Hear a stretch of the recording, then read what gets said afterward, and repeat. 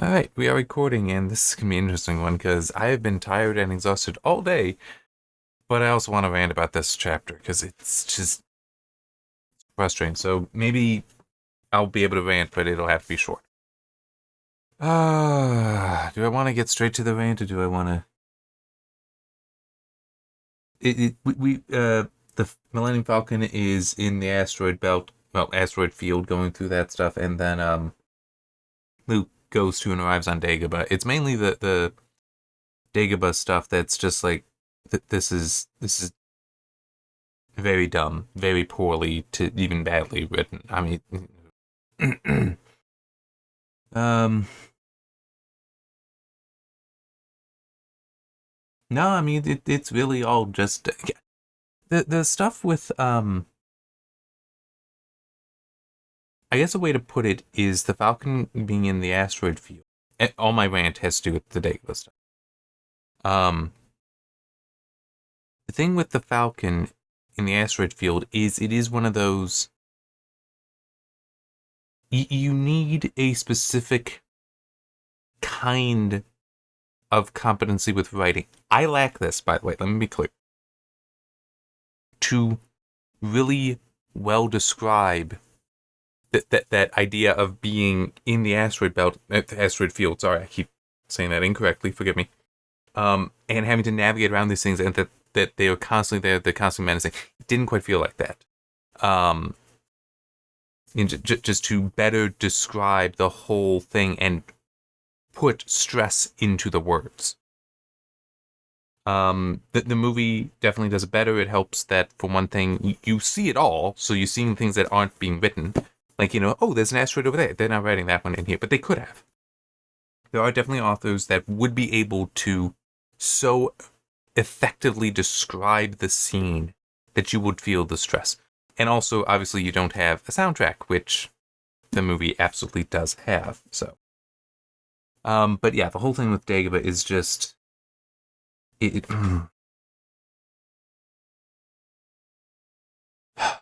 let me lay these notes. I'm hating the decision for him to go to Dagobah. That's literally the first thing I've written here. He doesn't tell anyone, which I can understand that not making it into the movie. It's a book. You can explain it here.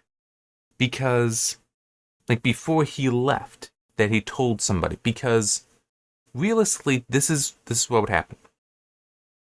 From his point of view, all the rebels think he's dead. Because there's no reason to think he's alive. Because, like, well, if he didn't make it to the rendezvous point, they must have destroyed him. Oh no, we lost Luke. We lost Commander Skywalker. We need him so much. He's so important. He's the one who destroyed the Death Star. He's kind of, sort of, but I have so many reasons to doubt he's learning to be a Jedi Knight. I mean, it's like, he's so important. Han is going to be crushed. Leia's going to be crushed. Chewie's going to be crushed. 3PO is going to be crushed because he not only lost Luke, but he also lost R2. I'm saying everybody's going to be crushed. Now he's just like, I'm not telling anyone. I'm just going off into his...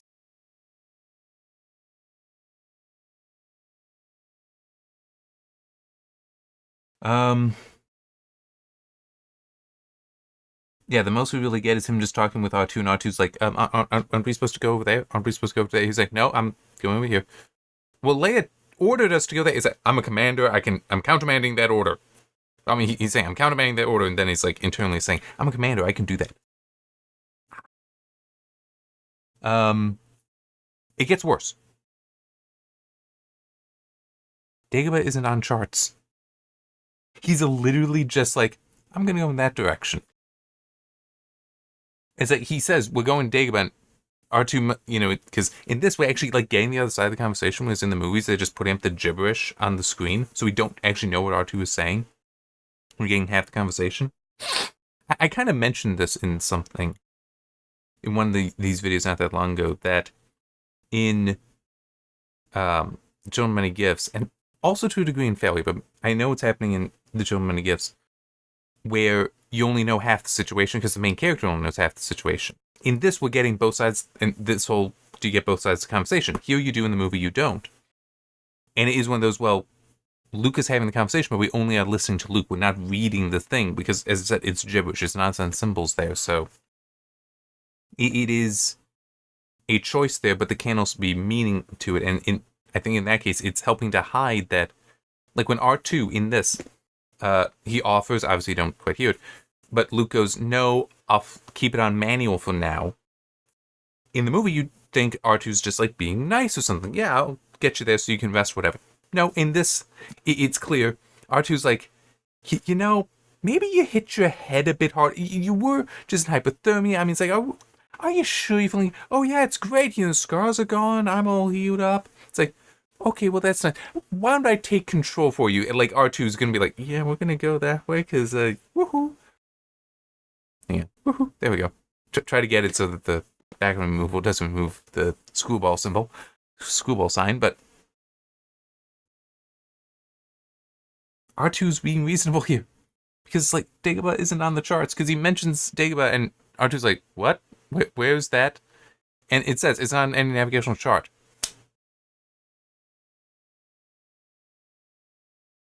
We don't even have any conversation that it wasn't a hallucination. Because it's absolutely reasonable.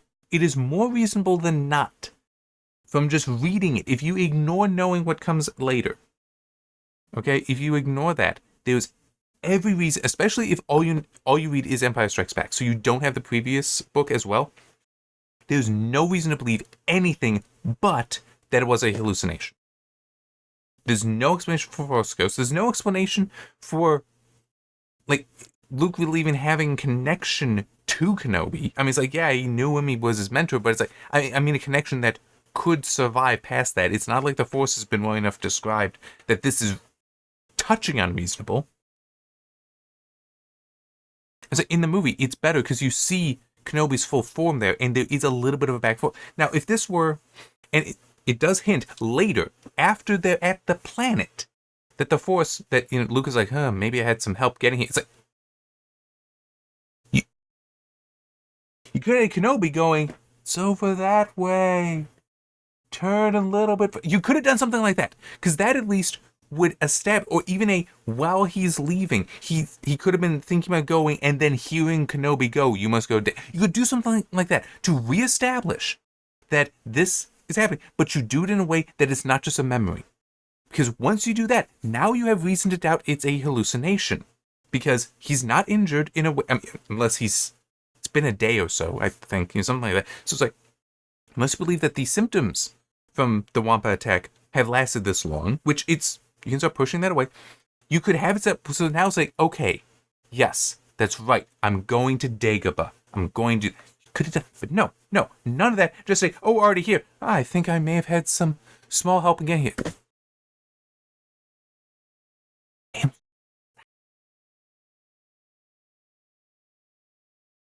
So anyway, yeah, Dagobah is not in any navigational chart. Luke even admits he has no idea where it is. Like, when you get to the whole having some hints that they may have had some help. Yeah, he had no idea where it was. But R2's like, do we have enough fuel for it? He's like, yeah, we do. Yeah, we have plenty. It's not far. How do you know this? And it's an uncharted system.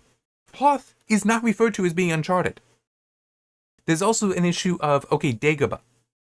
Where'd this name come from? If it's uncharted, then it should also be unnamed. It would only exist in myth and rumor, in which case, then, you talk about the myth and the rumors. But no, you don't. Not in this. It's not there. So it's literally a hallucination, set a name of a place that you have no knowledge that ever existed.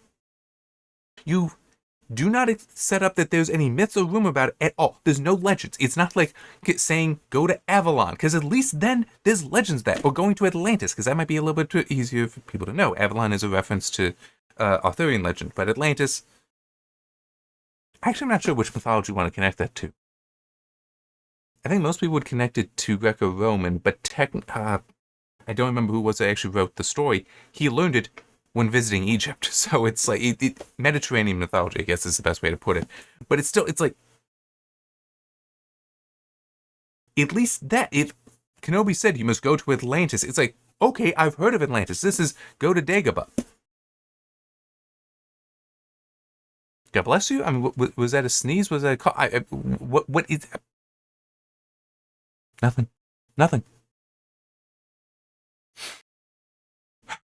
And I also just am pointing out in here, because there's also, he's a Tatooine farm boy.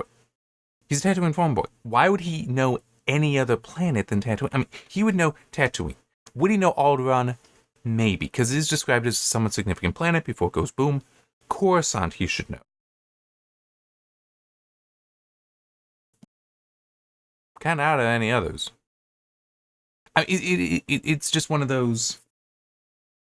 How many countries, especially if you live in America, which this isn't because our education system is poor, it's that the United States of America is a big country, so not knowing many other countries like some people are like, oh, well, Europeans are so much more intelligent because, we know so many more countries. It's like, dude, you can like drive to, you have countries that where if you drive 2 hours in any direction, you're in a different country. Here, we do that. It's a different state. If we're not in a state that 2 hours is actually still in that state. So, I mean, but it would be like, he should be like the stereotypical insulted, well, as an insult, American that doesn't know any other countries. That's entirely reasonable for him. Why would he know any other? And you can't say, you have to dismiss, in my opinion, you have to dismiss that, oh, he learned various things while being with the rebels. Because there has been zero setting up that he has learned anything from the time of them. And because I talked about it before, because he should have killed the Wampa immediately. He should not have wounded. He should have killed it. He also should have stayed in the cave. He should have gathered up his stuff. He has zero training there that's at least on display. And the thing is, with some of that training, like especially the killing of the Wampa instead of just wounding it, or even I only wounded it, and then going again to try to kill it immediately. My understanding for military training, something like that, it becomes reflexive. Okay, like he wouldn't be thinking about, oh, I should do this. No. It's this thing's coming at me. I have my weapon. Boom. Kill attack. Kill strike is what I'm going for. You're not thinking. There's no processing. No, it's this is what the situation calls for. I need to do that. No thought at all. If he were trained, he didn't do that. So I'm sorry, but I do feel it is most appropriate to not go with the assumption that he has received any training, that he has any knowledge. But it's the whole thing that I've been complaining about in other chapter videos. None, the 3 hour difference, 3 hours wouldn't be more reasonable. 3 years skip between A New Hope and Empire Strikes Back, it is just, we're not even, as I said, 3 hours would make more sense, because there is nothing that happened there that's being talked about. It's kind of like how, I still don't like how they did it, but in the Marvel Cinematic Universe, the 5 years that's supposed to take place between Infinity War and Endgame, they did, there are some things for in that they in Endgame do talk about some of it. They could do more. There are even some people that talk about how what they should have done, especially with some of the television shows, but also some of the movies, is set them during that. Because you could start doing one-offs there. Like, having the lesser known characters have adventures in that. And you know what? It doesn't matter if the movie does well, great. You keep them going then post-Endgame. But if a movie does poorly, where it's like, oh, nobody really cared for this character, okay then, we don't. It happened then, and then it's like, well, they're not big time. Could do so much there. They've done nothing here, and it is so frustrating because it's like things are supposed to have happened here. It's like it's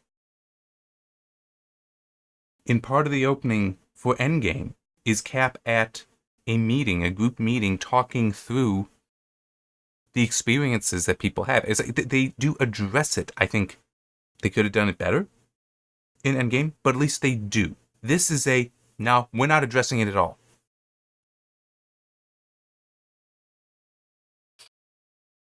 I have to look through my notes. Oh, yeah, there's also the whole... He is... you need to say, like, R2's perspective.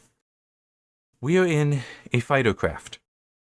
This thing is not designed for interstellar travel. At least not alone. Okay? Not alone. Like, this would be like, the TIE fighter that had to have been lost on a convoy, which actually makes no sense in A New Hope. Anyway, there's no way it could be out in the middle of nowhere. The X-Wing should be like that. I can understand it being better than a TIE fighter. Like, TIE fighter is the cheap mass-produced thing, but very effective. But the idea is you have 1 million of those. Whereas an X-Wing, you might only have 100,000. It seems they are more advanced, more capable. But it still is... And so they're worth 10 to 1, but they might be more expensive. Whatever. It's a fighter craft. R2's perspective is, holy shit, he's insane. He is pointing us in a direction that he doesn't know that there's a planet there. He says there is. I guess I have to trust him. But holy shit, he's saying there's a planet there that's not charted. We're in absolutely the wrong craft to do this. How much fuel do we have? The rendezvous point is in a different direction, so if he's wrong, how are we going to die here? I was like, okay, he can die in his sleep, running out of oxygen, that's fine. That's fine. Or the cold of space. What do? I'm a droid. How long is my power going to last? I'm just going to be floating out here watching the stars. Or am I going to get lucky? Maybe an asteroid's going to hit me and just, ding, I'm done.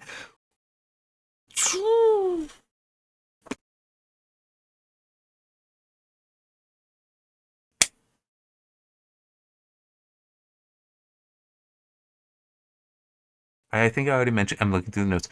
I already mentioned, how is it that Hoth is charted but Dagobah isn't, if they're supposed to be nearby? Because, it's also, the Empire was firing at the probe droids to find the rebels, right? They included firing one at Hoth. They're patrolling the area. You'd think that they'd have more than that main fleet, which, by the way, it is interesting. It does describe that the Avenger is the Type 2 Star Destroyer that's what is actually following the Falcon. But like the Super Star Destroyer, which I'm pretty sure is the Executor, Vader's flagship, that's still at Hoth. It does describe that there, as being there, along with other Star Destroyers and smaller warships. So they do have like a mini fleet there. These smaller warships have not been mentioned before, which either means that they have come in later, or they were skipping that they had those things there. Things like landing craft that they needed to actually go to Hoth, to actually land on Hoth.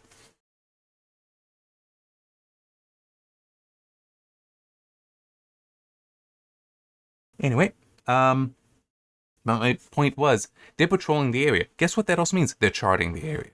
They're going to be like, oh, it looks like there's another planetary system over there. Okay, let's send a probe. Do we have that on charts? No? Well, that's perfect for them, isn't it? Let's send a probe droid out there. Oh, hey, Dagobah is filled with life. There's no signs of technology, but it's filled with life, which means you could put technology down. That's kind of what Yavin was. It had a civilization there that died out. That temple thing that we do see in A New Hope, that's from that extinct civilization. But there was life there, so clearly it supported life. A lot better than Hoth. So it's actually very reasonable. That's where the rebels would be. And it's nearby. Hoth, it's like, yeah, we'll put a probe droid down there because it's possible, but let's focus on Dagobah because you know what? Well, even then, why would they be calling it Dagobah? Let's call it Vaderland. Because or Ozzel Land. That's better. Admiral Ozzel. He's the admiral of the fleet that discovered it, so they named it after him. Because that is reasonable. Dagobah being the name of a planet that no one's ever seen before except for apparently Yoda, because it's uncharted. It's like, that's actually a good question. Did Yoda name Dagobah? And we know in the prequel trilogy that he says, I'm going to Dagobah. It's like, okay, so it was charted then, because he knew it. Granted, that's not fair to do. Completely different book, completely different story, written at a very different time when so much stuff had already been established. This is technically still filling it all out. But it's just the whole, this is Ozzel Land. Although, since Vader killed him, I guess maybe he decided, not only Captain Piet, now Admiral Piet, but maybe it's also, and that's Piet Land. But it's still, it's like Dagobah is actually far more reasonable to search because it supports life immediately. Hoth does not. What else have I got for this rant? This is all criticism, but it's just like, this is so abysmal. It really is. Yeah, because it's also the whole, why when the Empire found Yoda, since they are in the area. A small hint about about the Force, not properly set up.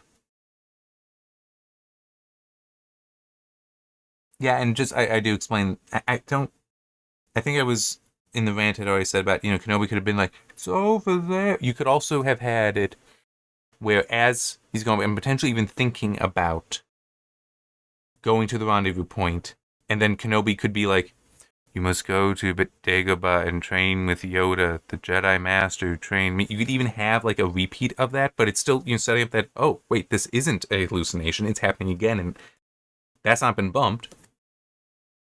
So it's like, you could do that. But then you could also have him being like, where's Dagobah? I've never heard of this before. And then just as he's saying that, the image of this planet or system forming in his mind, and just with it there, he starts like peering around, and he just feels that it's over there. And so he turns to go that way. That would have been so much better, because it clears up that it wasn't a hallucination or head trauma, which, yeah, hallucination caused by head trauma or hypothermia. And it also gives there is a direction, and it provides that the Force is part of this. Oh, right there, you could have it early on. R2 has no understanding of this, no knowledge of this, so you can still have a lot of the conversation between them, and Luke not sharing with R2 that, oh, the Force is telling me, because R2 is probably going to be like, you're still kind of crazy. But, I mean, at least, you're not hallucinating crazy, you're this is insane, what we're doing here, kind of crazy. There you go. Oh, yeah, here, let me actually, because it is actually right here. He hesitated to, so this is literally on the last page of this chapter, and it's like, the X-Wing has, oh, no, we haven't gotten yet to the X-Wing starting to sink, which that actually itself is a problem. It shouldn't be. Well, not for how they describe it here. It doesn't, the physics of that doesn't make sense. And it doesn't even make sense in the movie either. But still, like, he's wiping off R2, which is also, he clearly has not been trained, because, like, R2 has been spit out. He's on the ground now. It's like, okay, you're intact. I'm wiping you off instead of going to get my gear. It's like, he should be going to into the X-Wing, because he knows he landed in water. So there should be concern that he should be going, getting as much of the gear as possible, bringing it over near R2 and setting up a camp. All right? He should be doing that already. But he's not, because he's an idiot. But anyway. Oh, yeah. So he's there cleaning off R2, and it describes like an eyes being around.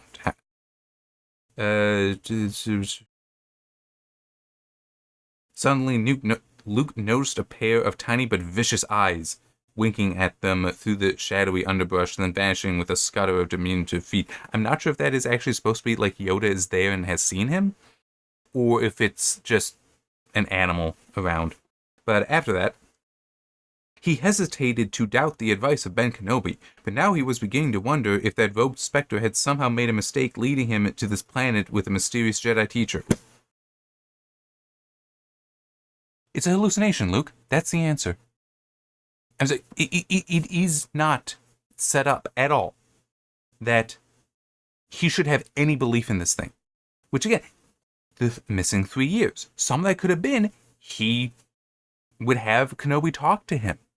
They could have set that up back when it's like the thing came out. And like, when Kenobi gives him that message about going to Dagobah, it could have had something there where Luke thinking about the times previously when he heard Kenobi's voice or saw an image of him briefly, and it helped him in this situation, or helped him in that situation. You could have done that. So now you have a chain of events that give you some during 3 years and are establishing that, yes, this has happened before. It is not unreasonable for him to be like, I'm going to do what this very likely hallucination is telling me to do. But now it's like he hesitates to doubt. It's like, dude, why do you believe it's actually a Force ghost, which you have no reason to believe exists, is a thing, that over a hallucination? Why? Nothing.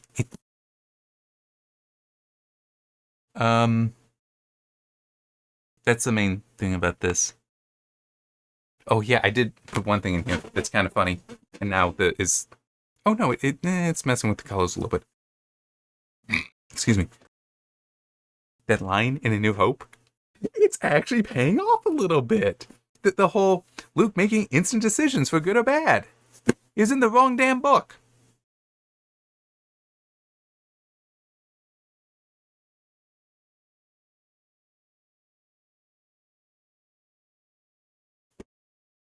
Going back to the X-Wing. Says he landed in water, right? X-Wing is metal, and there's no indication it has any buoyancy. So in water, it should go But it doesn't. It stays up top for a while. R2, however, when he falls in, it even describes that, oh, I have no idea how deep this is. Well, it can't be that deep because your landing gear, your struts there haven't gone down. It's like, those struts are, let's say, as tall. I think actually in the movie, looks like they might be 5 feet tall because he has to crouch when he goes under the X-Wing. It's like, okay, well, the X-Wing isn't that submerged yet, so it's got to be less than 5 feet. R2, I think, described as being a meter tall, so he's not more than 2 feet down. So it's like, okay. I mean, it's like, we know how deep it is because you have something in it. So it's like, you have this problem here. Now, I can understand that the swamp, it's soft. So what's happened is the X-Wing has landed and it's settling. All right, and it's just continuing to push the material out from its immense weight, and that's going to let it sink. But once it actually hits, I mean, how deep is it? Let's say it's only 5 feet deep. Once the base of the X-Wing hits, that's probably going to have, it's not displacement. I'm trying to think of what, it's basically the pressure involved. Because with the 3 feet, you have all the weight, because it does show in the movie being 3 feet. You have all the weight of the X-Wing at those 3 points. Once it hits, now it's evenly distributed across the whole of the X-Wing. It would stop there. Okay, it would likely stop sinking there. Or that base is so soft, it should have gone down much faster, much sooner. So it really doesn't make sense how this is sinking. I mean, that it would sink some, yes, that's fine, because the ground could be really soft underneath the water. That's fine. But we know how deep it is. You're saying you don't know. No, you do know. You know exactly how deep it is because you can see it on the X-Wing. Unless you're trying to say it's floating there. Which, okay, it is floating there. Which means then it's not going to sink. And I don't mean floating as in it's floating on the water. No, I mean you have like an anti-grav system that's literally just floating there. In which case then, what you do is you get your gear. You put it on the ground. You make sure it is producing a lot of light and heat to burn away the mist as best as possible. Then you look around, it's like, oh, that's a spot that the X-Wing can fit in. I'm going to now get onto it, use the thrusters to either just move it over because it's floating with anti-grav or go up, over, and down into that spot. And now it's not going to sink.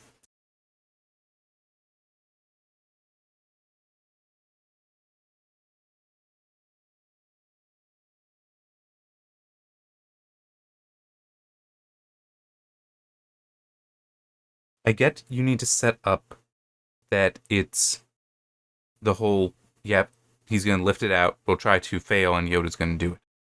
That's fine. But you need an explanation now. I mean, you have too many inconsistencies here with the depth of it. You know how deep it is. The X-Wing sinking is fine, but it can only sink to a point. And it's also, there should be things you can do to avoid this. Like, hey, the Snowspeeder has a random harpoon gun. Why can't the X-Wing have a cable at least so that you can tie it off to a tree? Because there are trees all around. That's actually not, well, why it would have a cable, I don't know. That I got no explanation. Aside from just being part of your gear. Makes a lot more sense than a harpoon gun, but, to have the cable. But if you have the cable, then you can take that and tie it off. So now that would help it not sink further, especially if you can tie it off at multiple points. But it's like, you can have it sinking, but it needs to be damaged, I think. You need something like that to further explain this, but it's not. There's no explanation here. It just seems very much I wanted this to happen, and this to happen, and this to happen. Okay, so we're just going to write that this is going to happen, this is going to happen, this is going to happen. And I'm asking the question of, okay, well, why is this happening? Why is this happening? Why is this happening? And there's no explanation in the book. It's just it's happening because we need it to happen for the story. It's like, that's fine, but let me put it like this. One of the ways that I separate fantasy, hang on, I have to move the window here. One of the ways that I separate fantasy, because I know I'm clipping over, fantasy and science fiction, is the use of rules. In fantasy, you can cheat. Like magic and the Force is a version of magic. You don't need rules here, all right? You can just say, oh yes, and it does this because it can do that. You need to have that under control some, but it's like, you can just do that. In science fiction, I consider you can't do that. You need to make sure that there's an explanation. There are rules that must be followed. If you look back at the presentation, not only do I talk about that, but it's like you're in a box, you have to stay in the box. Fantasy, you can kind of punch holes in the box because it's fantasy.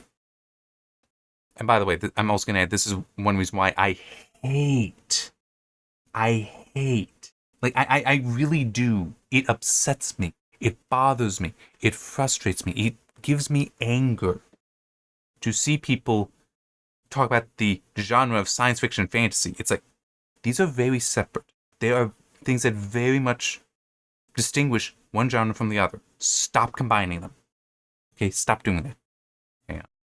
I mean, I tend to look at myself in the preview, so I'm just going to try to position this so it doesn't look like I'm looking off at an angle.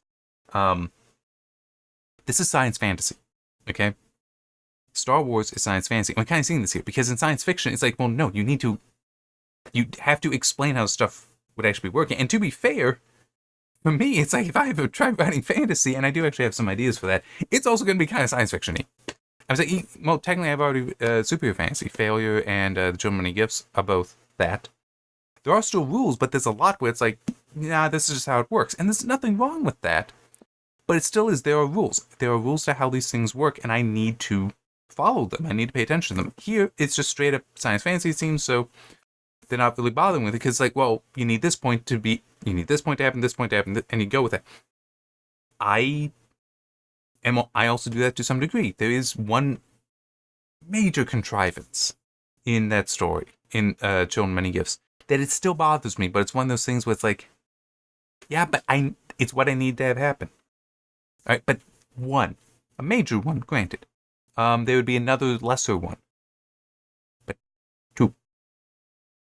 This one chapter has more than that. It's frustrating. Anyway. But yeah, man, this is not proven to be a short one. It's just such a rant for me, because it is...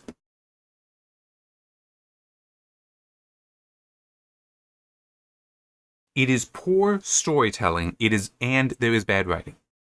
It is bad writing because of things like saying that... Because when R2 sinks, Luke has commentary, I have no idea how deep it is. The X-Wing is only submerged about 4 feet. Okay, it's 4 feet deep. That's bad writing. I would consider that bad writing. Poor storytelling as far, but that there's a single thing that technically is fixable. But poor storytelling is the whole. Why is he trusting that Kenobi is not a hallucination? How the hell is he finding Dagobah? Can we set up the Force? That is poor storytelling. I'm not going to say it's bad storytelling, because it's one of those. The points are fine. But it's how they're tied together, how they're explained. That's where it's tremendously weak. And that makes it poor. I mean, and let me put it another way. The first book I wrote, that I don't want to name because I don't recommend it. I think the pieces of it are good. So using what I was just saying, the points of it are good. But I wasn't as good a writer. I mean, it's the first one I wrote and self-published. So, yeah. But I actually want to rewrite it, because I think that while the pieces, the way I describe it is, the pieces are good. The puzzle I built out of them, like the image I built, they were pieces to a puzzle, the image I built is what is poor. If I rewrite it, I can keep a lot of the pieces, make some adjustments here, add some potentially as well, and the result will be far better. Will be the better final image. This can also be like that. It's just very disappointing and frustrating how it's just they're not bothering. It is not written at a high enough level, it seems. It is very poor that they're not having those explanations. And you can have them. I've said before, I'm not really in favor of fan fiction in certain ways. I mean, if you get the license to write Star Wars, good for you. That's awesome. That's great. It's more just, well, here, I mean, I would not write because it is against that for me. But there's a part of me that it's almost like I could almost rewrite both A New Hope and Empire Strikes Back. Definitely Empire Strikes Back. I feel like I could write it better. I mean, like, just go chapter by chapter, fixing it. It would end up being potentially as thick as this entire one that has the 3 stories. But it's still like, I feel I could do that. I'm not going to, because that, to me, is completely well, if I would do that, that would only be for me. That would be completely private. I wouldn't share that. Because it's like, I don't want to be writing in somebody else's universe. I don't think that's fair, especially if I don't have permission, which I don't. If somebody would get permission, good for you. That's awesome. Because then you are given that. But for just a like testing your own skill, I'm good with fan fiction. But otherwise, it's hey, if you're a good writer, write it in your own universe. I got my own universe. I'm gonna write in there. I got more ideas for more universes. I'm gonna write in there. Why do I write this? I'm just gonna write better than this because I'm reading this and seeing its weaknesses. The whole point of this thing, I'm criticizing these stories so that I can be better and potentially you can be better, and also potentially you can say, Jim, you're an idiot. These are fantastic works of art. They're amazing. You need to be better at reading, and fine, whatever. Say that and then go ahead and watch somebody else's videos. I mean, if I'm frustrating you, why are you watching me? There are plenty of better videos out there anyway, so. Not necessarily about these, but yeah, I mean, it just... It actually... I know I'm just going off, and I need to get to bed because I'm so tired. I do kind of wonder the people that are far more invested in the Star Wars legendarium, I think that's the right word. It would be interesting to have a conversation with some of them about some of this. Just if any of them would be like, assuming that obviously they would know the movies, but assuming they have read the novels, if any of the novelizations for the movies, I do kind of wonder how many of them would be like, yeah, they're actually not that good. or just having that discussion, because like how some things, the books do provide some explanation. Like one thing, the whole parsec versus time unit. In the movie, it's the castle run in less than 12 parsecs, which is a unit of distance, not of time. Unit of length, not of time, whereas in the book, it's time units. So it's far more reasonable, and it's just, there'd be that part of me that I would almost say, like, well, I feel we should consider the actual canon one to be the true events to be somewhere between them. That you can mix and match for what makes the most sense. Because it's also like the Kenobi character, I think, is far superior in the book than the movie. And it would be interesting to have that discussion, because I don't believe that, especially in something like this, where you have the two different things that are supposed to be consistent and kind of aren't. That if you have the two, you can navigate between them like that to decide what is truth, as opposed to just saying, well, no, the movies are it. And it's like, well, you also have this, which a way to put it is, and I've not seen anyone do this, but it is interesting. But when interpreting certain older documents, such as the Constitution or the Declaration of Independence, considering the meaning of certain words were at the time, but also what the culture was at the time that provoked that specific word choice. Provoke might not be the right word there.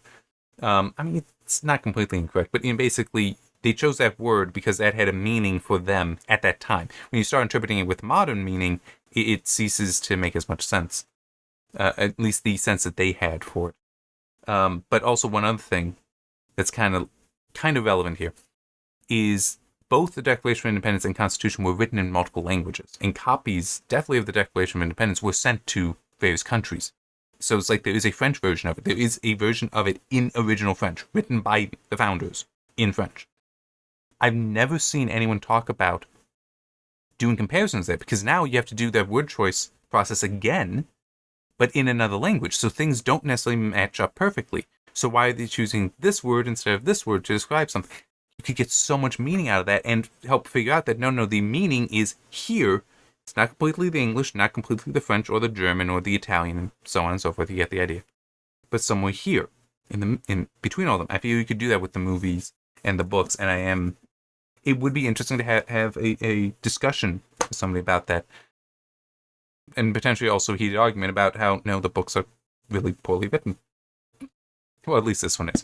I hope Return of the Jedi is better. Yeah, this ended up being a long one. I'm sorry. Maybe they'll be shorter in the future. I don't know. Yeah, they're getting longer just because I'm getting more comfortable ranting, or because I got more to rant about. I don't know. See you next time.